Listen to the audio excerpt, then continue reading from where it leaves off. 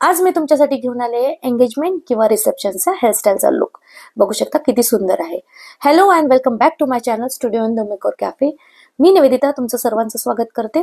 चला तर बघूयात, हेअरस्टाईलला स्टार्ट करूयात. तुम्ही व्हॉल्यूम बघू शकता केसांचा. सो भरपूर व्हॉल्यूम होता आणि लॉंग भरपूर होते. सो मी अर्धवट केसांना म्हणजे फ्रंट सेक्शनला आणि थोडा क्राउन सेक्शनला क्रिम्पिंग केलेलं आणि क्रिम्पिंगसाठी मी मायक्रो क्रिम्पर यूज केलेलं आहे, जे की होतं आयकॉनिकचं. तशीच मी आता कर्लिंग मशीन यूज केलेली आहे, ती पण आयकॉनिकचीच आहे, 22 नंबरची आहे. सो फास्ट मी आता त्यांना छोटे छोटे सेक्शन घेऊन फटाफट कर्ल करते आहे. कर्लचा व्हिडिओ मी तुम्हाला बरेचदा शेअर केलेला आहे. आणि ते सगळं झाल्यानंतर आता आपण क्राउन सेक्शनला करणार आहे बुफोन. सो बुफोन करण्यासाठी आपल्याला करावं लागतं बॅक कोमिंग. बॅक कोमिंग करण्याच्या बऱ्याचशा पद्धती आहेत. सो मी इथे यूज करणार आहे criss cross back combing.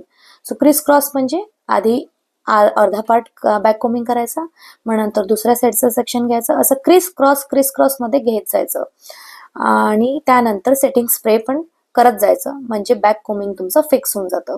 So छोट्या छोट्या सेक्शन मध्ये जेव्हा तुम्ही बॅक कोमिंग करता तर त्यांना जेवढी हाईट पाहिजे आहे त्यांच्या बुफोनची किंवा बनची म्हणतो आपण, त्या हाईटनुसार आपल्याला बॅक कोमिंग करायची असते. सो प्रॉपरली बॅक कोमिंग झालं की सेटिंग स्प्रे मारायचा आणि अशा पद्धतीने बॅक कोमिंग पूर्णपणे झालेली आहे. खूप सुंदर अशी हेअरस्टाईल होते ही. आणि हेअरस्टाईल सायडर्सला पण खूपच छान दिसते.